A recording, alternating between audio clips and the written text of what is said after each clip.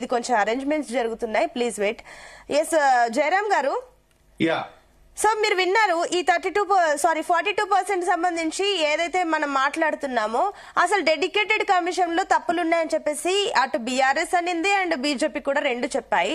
కానీ అటు వాదన ఏంటంటే కాపీలు మేము అందరికీ ఇచ్చాము, మాట్లాడాల్సిందే, అబ్జెక్ట్ చేయాల్సిన టైంలో మీరు అబ్జెక్ట్ చేయలేదు, అసెంబ్లీలో చర్చ పెట్టొచ్చు కదా, మీరు రిక్వెస్ట్ చేయొచ్చు కదా అన్న వాదనలకు లాస్ట్ మినిట్ లో 10 నిమిషాల ముందు ఇస్తే ఇది ఎంతవరకు కరెక్ట్? ఒక 2-3 రోజుల ముందు ఇవ్వచ్చు కదా ఇది, ఎందుకంటే దాని గురించి పూర్తిగా చదవాలి, చూసుకోవాలి అనే వర్షన్స్ అక్కడ నుంచి కూడా వినిపిస్తున్నాయి. కాబట్టి ఎవరి వాదనలో నిజం ఉంది, ఎవరి వాదనలో చిత్తశుద్ధి ఉంది? రాజకీయ పార్టీల వాదనలో ఎవరికి చిత్తశుద్ధి లేదు.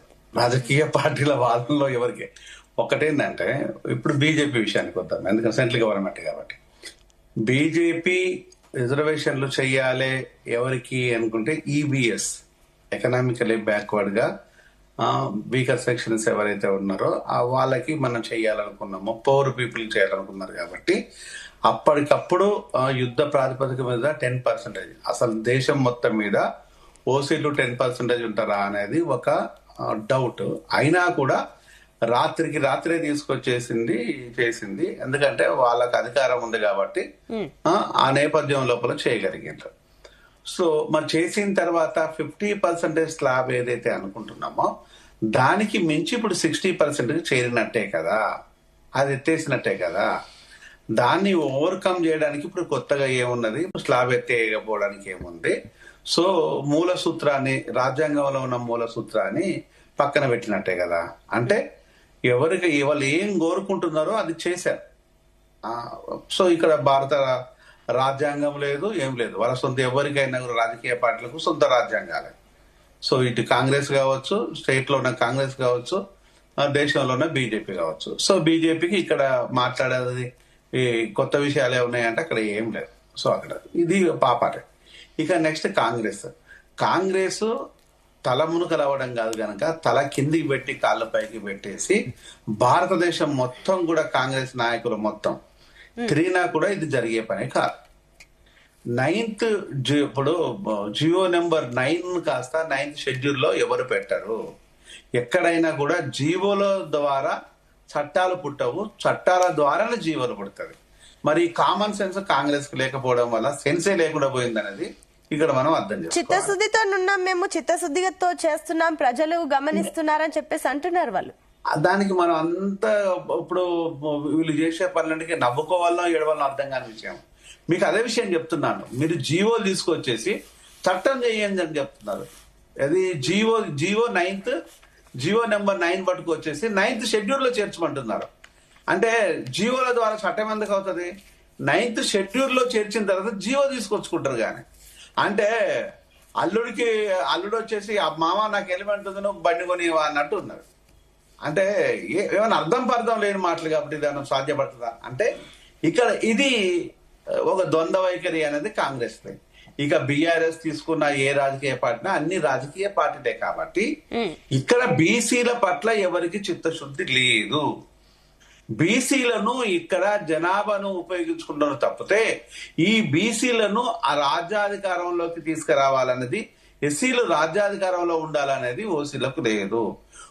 ఇది ఓసీలకు సంబంధించిన రాజకీయ పార్టీలు, ఓసీ పాలకులు ఉండాలనుకునే వ్యక్తులు తప్పితే బీసీ నాయకుని తీసుకొచ్చి సీఎం చేసే అంత దమ్ము ఇక్కడ బీజేపీకి లేదు, కాంగ్రెస్ కు లేదు, టీఆర్ఎస్ కు లేదు, ఏ రాజకీయ పార్టీకి లేదు.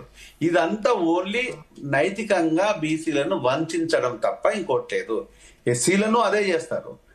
ఒకవేళ కనుక మీరు చేసేది ఇంకా దిగజారుడుతనం ఏం చెప్పాలంటే, భారతదేశ రాజ్యాంగంలో ఉన్న ఏదైతే రిజర్వేషన్ లో ఉన్న మూల సూత్రం ఏంటంటే 10 సంవత్సరాల వరకే ఉండాలి.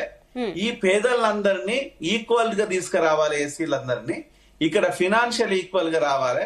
ఎట్లాగూ ఇది మనకు సామాజిక ఈక్వాలిటీ ఎట్లాగో మనం చేయలేం కాబట్టి ఫినాన్షియల్ ఈక్వాలిటీ తీసుకురాగలిగితే బాగుంటుంది అనేది ఇది మూల సూత్రం. కానీ రాజకీయ పార్టీలు ఓసీలను కూడా దిగజార్చినాయి అన్నదానికి మీనింగ్ ఏంది? 10% రిజర్వేషన్ ఇవ్వడమే కదా. అక్కడే ఈక్వాలిటీ లేదురా అయ్యా అంటే మరి 79 సంవత్సరాల పాలన లోపల అత్యధికంగా సీఎంలు పిఎంలంతా ఓసీలే కదా. మరి ఓసీలకు రిజర్వేషన్ తీసుకురావాల్సిన పరిస్థితి ఏర్పడిందంటే ఇక్కడ దిగజారిన తనాన్ని మనం సూచించినట్టే కదా. అంటే మీ పాలన లోపల ఎస్సీలను ఈక్వల్ గా చేయడానికి ఎట్లాగూ లేదు, ఇక్కడ ఓసీలను మాత్రం అడుకునే బాధ్యత పెట్టేసి లేదు. అంటే దీనికి ఎవరు సిగ్గుపడాలి? పాలకులు చేసే పనులకు ఎవరు సిగ్గుపడాలి? వీళ్లకు నీతి లేదు, నిజాయితీ లేదు, చిత్తశుద్ధి లేదు. ఇక్కడ ఉన్నదల్లా దోపిడి, ఎటు చూసినా దోపిడే. బీజేపీ ఆదాని అంబానీ ముసుగు లోపల దోపిడీ జరుగుతుంటది. కాంగ్రెస్ వచ్చేసి ఆలీబాబా చాలీచోరు ముసుగు, ఆలీబాబా చాలీచోరుగా మారిపోయింది. ఈ రోజు రాష్ట్రం లోపల ఆ నలుగురు కాస్త 40 మంది దొంగలుగా మారిపోయింది. దీనికి ఎట్లా ఏం చెప్పాలి? మీ ఇక్కడ ఉన్న మన కాంగ్రెస్ ప్రభుత్వం లోపల ఎవరైనా కూడా పైసలు లేకుండా పని జరిగేదానికి ఛాన్స్ ఉన్నదా? ఓకే అండి, జయరాం గారు స్ట్రైట్ గా అడుగుతున్నాను, ఉన్నదా? ఉన్నది అంటే ఎవడు పైసలు లేకుండా పని చేసిందో ఒకసారి చెప్తే, నేను 100 పనులు ఉన్నాయి ప్రజలకు సంబంధించిన పనులు, నా పనులు కాదు, ప్రజలకు సంబంధించిన అంశాల లోపల రోజు 100 కాంప్లికేషన్స్ ఉన్నాయి. మళ్ళీ వస్తాను జయరాం గారు, ఒక్క నిమిషం. బీఆర్ఎస్ నుంచి ఉపేందర్ గారు కూడా జాయిన్ అయ్యారు. ఉపేందర్ గారు ఆడిబుల్ అండి? నమస్కారం అండి. నమస్తే అండి. నమస్తే అండి. ఎస్, వినిపిస్తుంది. సో ఈ రోజు కేబినెట్ మీటింగ్ జరగబోతుంది, అటు సీఎం రేవంత్ రెడ్డి అధ్యక్షతన.